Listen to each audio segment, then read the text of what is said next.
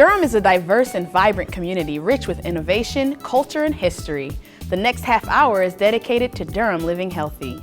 This program is focused on giving you helpful information to improve our community.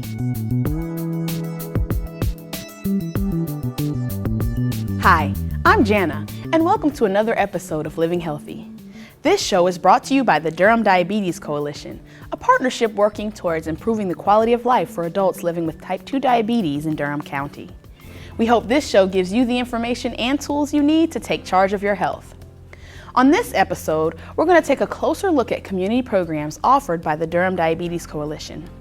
We'll find out how different types of vegetables can affect your blood sugar, learn stretches that can help make everyday tasks easier, and get tips for traveling with diabetes. In addition, 2 Durham residents will tell us how being diagnosed with type 2 diabetes hasn't slowed them down. We'll also find out what is myth versus fact about diabetes. If you can't write down the information you see during this episode fast enough, don't worry, we'll recap everything at the end of the show. All of this information will also be available at durhamdiabetescoalition.org. The Durham Diabetes Coalition partners with residents to provide programs and help communities take control of their health. Let's find out what types of services the Durham Diabetes Coalition offers and ways they collaborate to create healthier neighborhoods.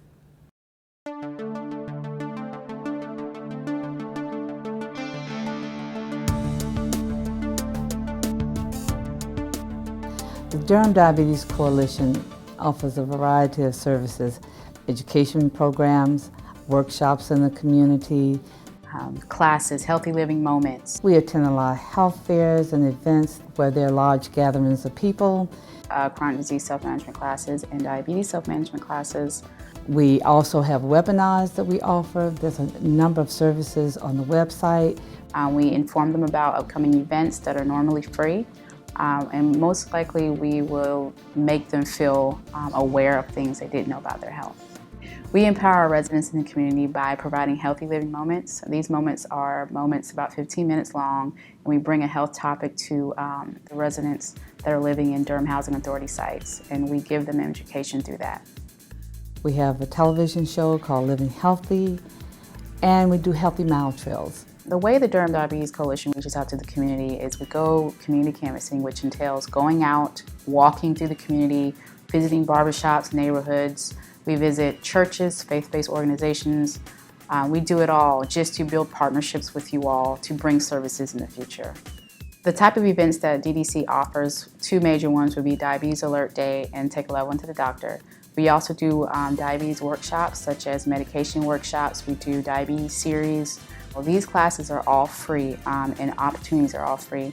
With chronic disease self-management classes, which includes diabetes self-management classes, offer tools for persons to learn how to manage their diabetes. So the Diabetes Self-Management Program, which was developed by Stanford University and has been tested all over the world, has been in existence for over 20 years. Specifically, the chronic disease and self-management class and the diabetes self-management class, those are evidence-based programs, so they're proven to work.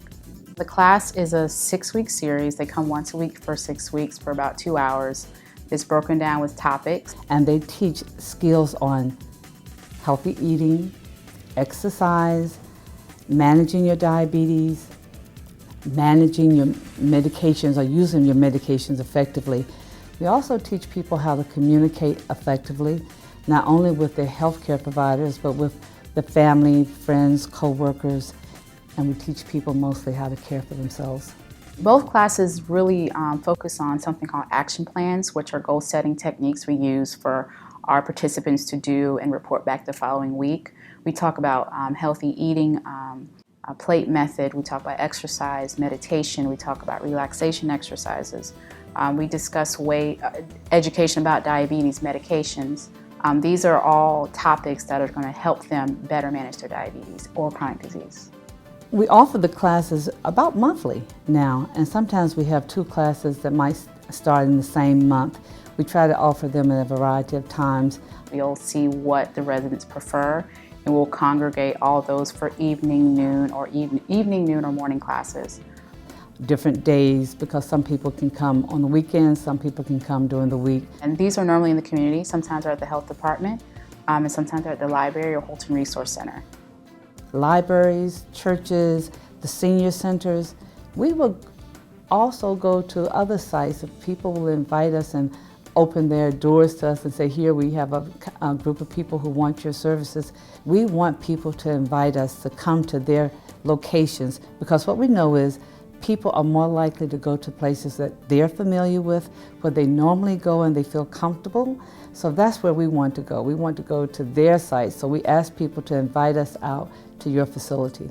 So we're looking for people to call on us. Community canvassing has allowed us to make unexpected partnership with organizations we otherwise probably would have never met. So it allows us to become more intimate with the community, meet people in the streets, ask them what their needs are, and then we come back and in turn deliver those needs. A group of men, they're helping us now as a group of men that we now consider them the Men's Health Advisory Committee. They're helping us to get more men to come into our sessions because we don't have enough. We want to go to locations where there are men, organizations that serve men. We need everybody. So the Durham Diabetes Coalition needs organizations, groups, concerned citizens, neighborhoods to call us and ask us to come out and help them do a better job of diabetes management. These programs are definitely making an impact in these people's lives. This is a lot of times the first access that people have to education, and they're changing their lives because of the Durham Diabetes Coalition going out and bringing it to them and empowering them to make a change in their lives. The Durham Diabetes Coalition is trying to meet people where they are through community canvassing and building new partnerships. If you would like the Durham Diabetes Coalition to provide services to your organization or neighborhood, call 919-560-7212 or visit durhamdiabetescoalition.org. Did you know there are 2 different types of vegetables and one can affect your blood sugar? Let's learn more about starchy and non-starchy vegetables.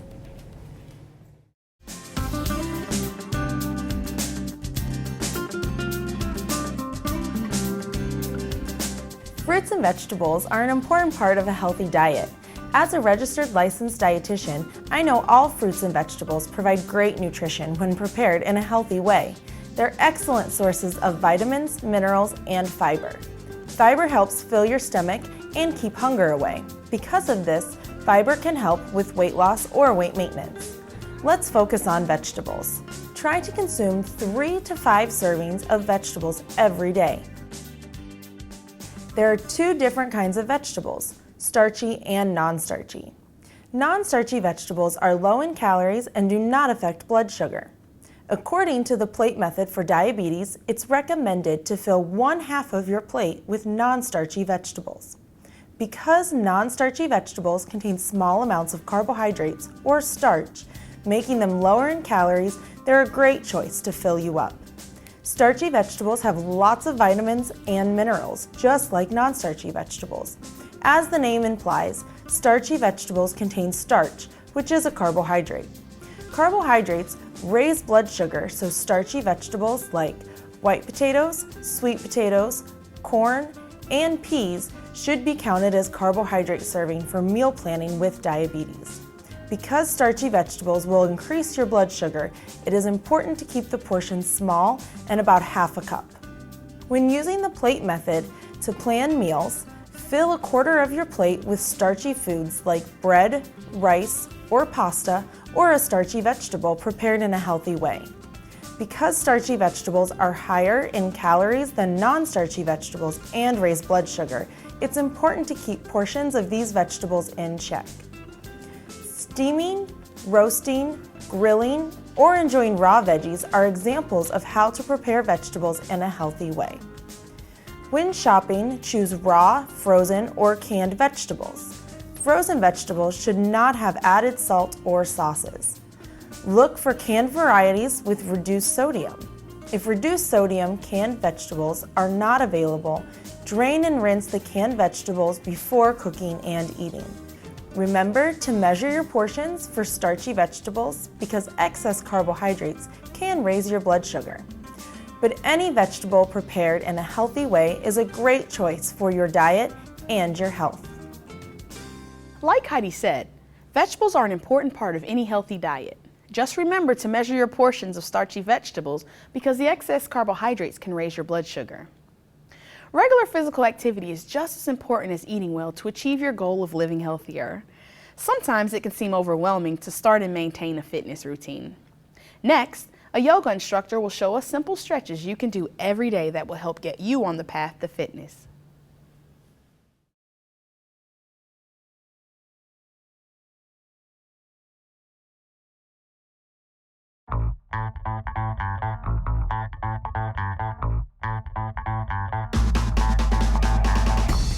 Hi, my name is Alicia Barnett. I'm a certified health coach and certified yoga teacher.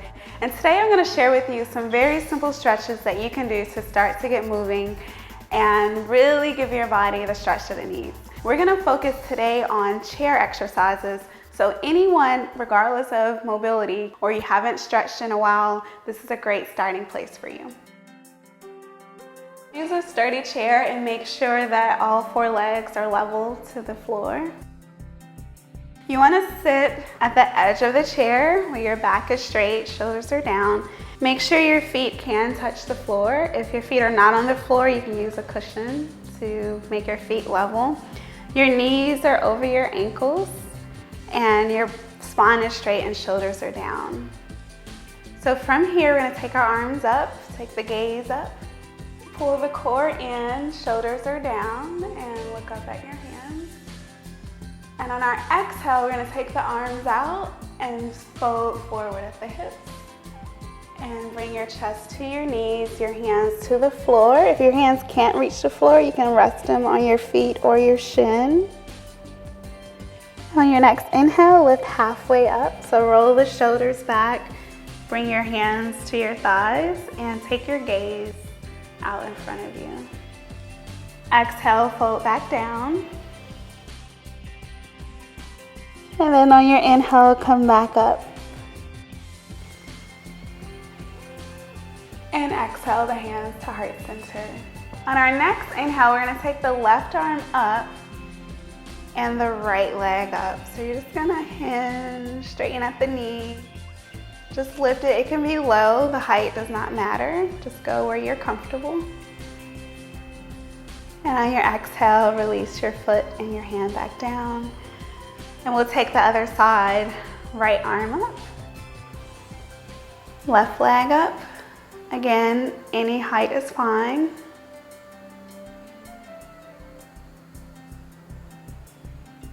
And exhale, release down. Next, we're going to straighten the right leg out at an angle. So just a small angle to the right. And just follow your hand down your leg. And we're turning the torso to face the side wall. And once you've gone as far as you can go, it can even be here, take the left arm up to the ceiling and stretch.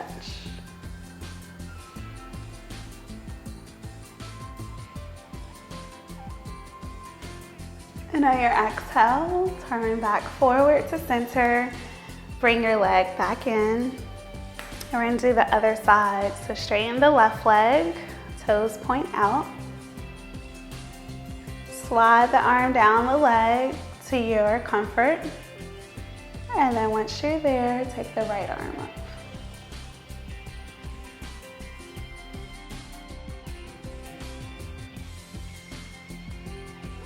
On your next exhale, release down. Come back to center, pull the leg in. And now we're gonna open our hips. So take the right leg. You're gonna take your right ankle just outside of your left thigh.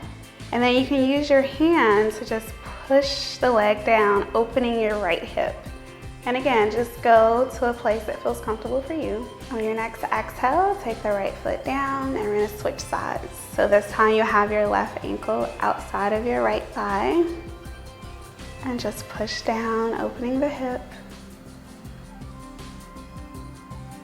And on your next exhale, release. And we'll do one closing pose for a spinal twist so you can straighten through the spine.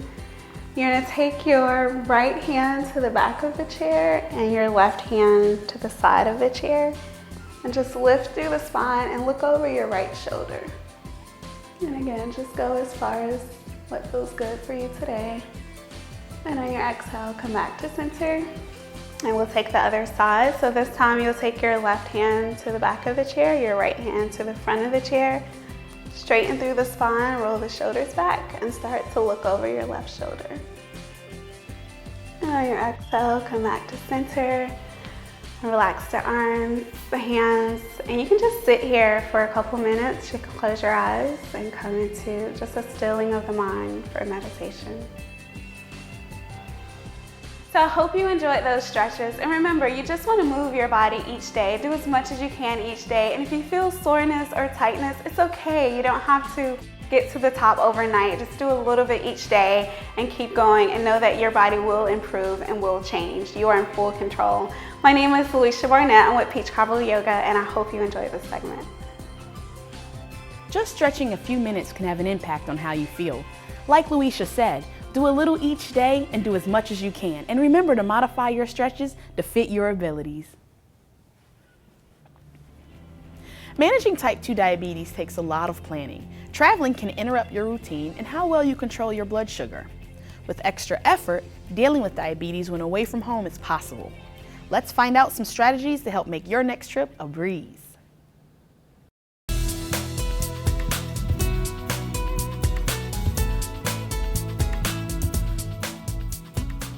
If you have diabetes, you already know it takes planning to keep your blood sugar under control. If you take a trip, you'll have to put even more time and effort into managing your diabetes while you're away. Traveling can disrupt your routine because of changes in diet, activity levels, and time if you're crossing time zones.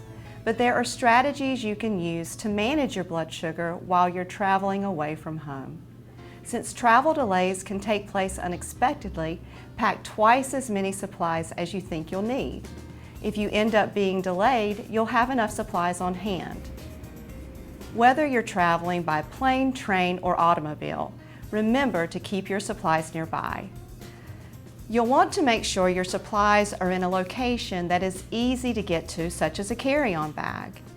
If you place your supplies in checked baggage, there's a chance that your baggage might get lost or you won't be able to get to your supplies when needed. Another advantage of keeping your supplies close to you is avoiding the extreme temperatures that can spoil insulin and test strips and damage blood sugar monitors. Be sure to keep your strips in their original container and make sure the container stays closed. Supplies need to be kept in a space that's room temperature instead of an area that can get very hot or cold, like a cargo hold or trunk. If you can't control the temperature of where your supplies will be kept, you can use a cooler bag with a freezer pack to keep supplies cool. Long delays and time zone changes may have you feeling hungry when you should be sleeping. It's important to do your best to stick to your routine. When preparing to travel, pack snacks to eat during your regular meal times. Some simple snacks to take with you that don't need to be cooled include cheese crackers, peanut butter crackers, granola or trail mix bars, or light popcorn. Time zone changes of more than an hour or two can be quite disruptive to your medication and meal schedule. Check with your doctor or diabetes educator before your trip to make a plan for when to take your insulin and eat when crossing multiple time zones. If you exercise regularly, continue to do that while you're away. Even if you do your best, you may still be off your normal schedule, so always be ready to treat low blood sugar. Pack plenty of glucose tablets to take with you wherever you go. Glucose tablets are practical because they won't melt or be affected by high temperatures. Other things that can help treat low blood sugar in an emergency include a half cup of a sugar-containing drink, such as regular soda, lemonade, punch, or fruit juice. Since your schedule will likely change during your travel, be sure to check your blood sugar more frequently. In case you have a diabetes-related emergency while you're away, make sure you have medical ID on you at all times that says you have diabetes. This will allow those helping in an emergency to assist you better. Having a list of your doctor's and pharmacy's contact information will be useful in case you need additional care. For a list of must-have supplies and other travel tips, visit durhamdiabetescoalition.org. Traveling with diabetes doesn't have to be a daunting task. It takes careful planning to keep your diabetes under control while you're away from home, but it's possible. So plan your trip and pack those bags. Traveling with diabetes can seem like a difficult undertaking. The key things to remember are to pack extra supplies, keep them nearby, and make a plan with your physician before you travel. The Durham residents featured in the next segment don't let diabetes stop them from traveling or doing any other things they enjoy. Let's find out how this couple lives a full life despite having type 2 diabetes.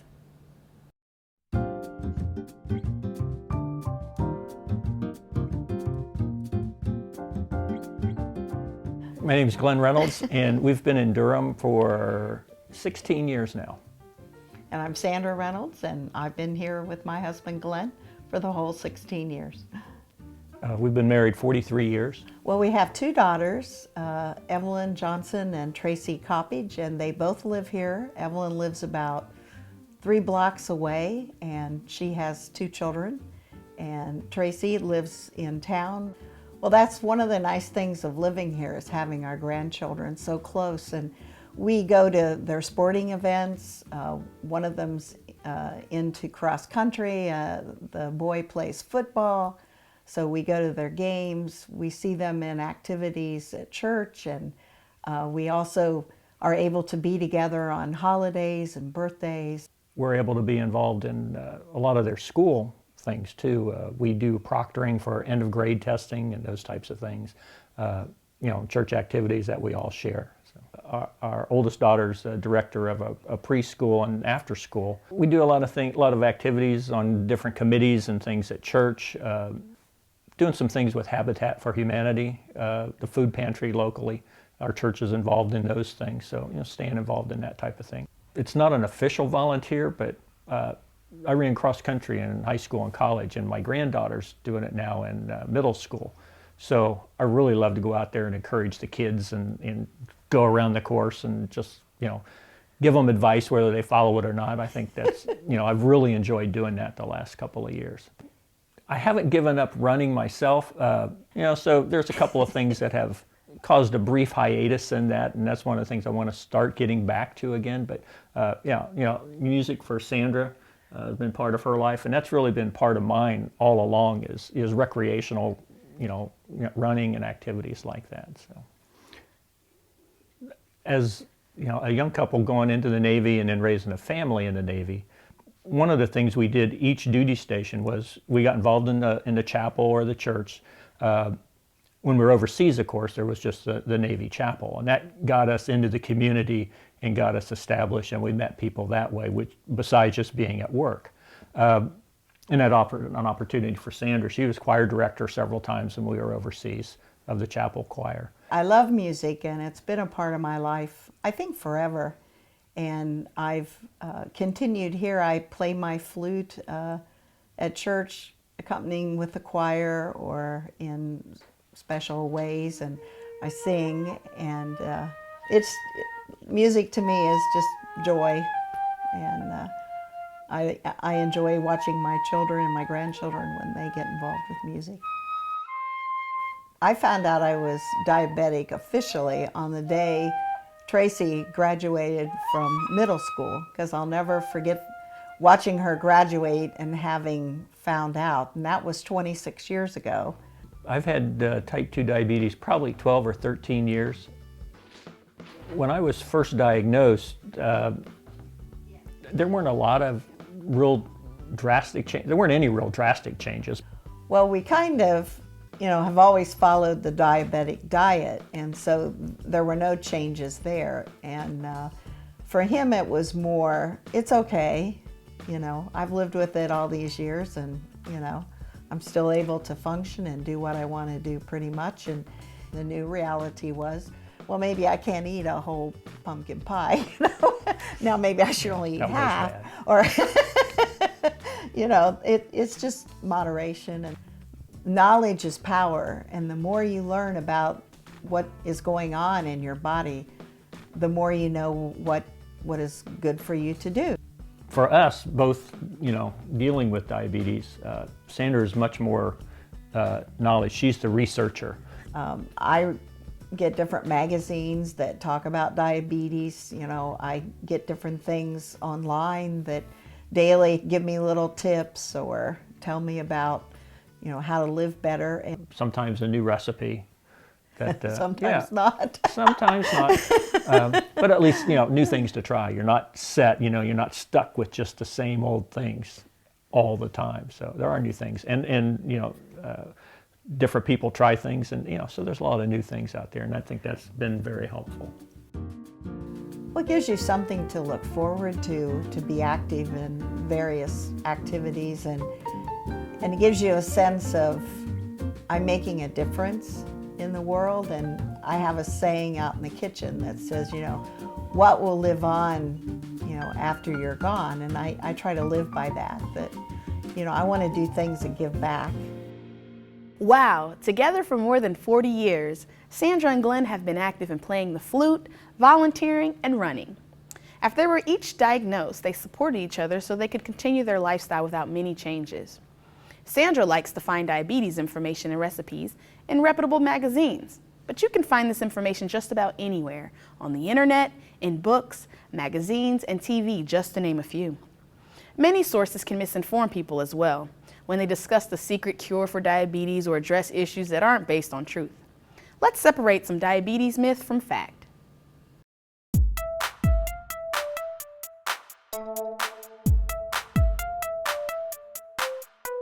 So I have diabetes and I'm trying to be healthy. Is fruit juice a good thing for me to drink? People with diabetes often wonder how much fruit juice they should incorporate into their diet. It's important to know that fruit juice can have a lot of sugar in it, and that a person with diabetes should limit their portion size to a half a cup or less per day. Even fruit juices that are promoting their health benefits often have a lot of sugar, and one should be careful to read the label and limit the amount that one gets in the diet. My dad told me that he can tell when he needs to treat his low blood sugar. Is it true, or is it a myth that people with diabetes can tell when they have low sugar? Most people with diabetes will know when their blood sugar starts to fall. They'll feel sweaty or hungry or nervous, and they'll know it's time to make sure they get some carbohydrates. However, there are some people who have diabetes who won't feel their blood sugar falling. This is called hypoglycemic unawareness, and it's important to know if you have this condition and to talk to your doctor. People who have this need to monitor their sugar more carefully and make sure that they treat it early before they start to get confused or other problems from the low sugar affecting their brain. My dad told me he needed to lose a lot of weight for his diabetes to improve. Is this a myth or true? Many people believe they need to lose a lot of weight to positively impact their diabetes. It turns out that losing a modest amount of weight, say 5 or 10% of your total weight, can really make a big difference. For example, if a person weighs 200 pounds, they could lose 10 or 20 pounds, and this could really impact their diabetes in an important way. Also, not everybody needs to lose weight. Some people with diabetes are thin and really should work on maintaining their weight rather than trying to lose. It would be a good idea to talk to your doctor or your diabetes educator to see if you should be working on trying to reduce your weight. It's great that Dr. Greenblatt has given us the truth about how juice can affect your blood sugar and that you don't have to lose a lot of weight to have an impact on your diabetes. We also learned that people don't always have symptoms when their blood sugar drops too low. If you need help figuring out what's real versus rubbish from all the diabetes information you come across, visit the TV show page on the Durham Diabetes Coalition website. It's that time again. Our 30 minutes of living healthy are just about over. On this episode, we've learned more about the Durham Diabetes Coalition's community programs. We also discussed why you should limit your portions of starchy vegetables, how to start a fitness routine even with limited mobility, and strategies to manage diabetes when traveling. Finally, we met Sandra and Glenn to find out how they took control of their health after being diagnosed with type 2 diabetes, and we separated diabetes myths from fact. For more information on the resources seen in this episode, visit DurhamDiabetesCoalition.org. You can also call us at 919-560-7212. We'll see you next time. I'm Jana, and this is Living Healthy.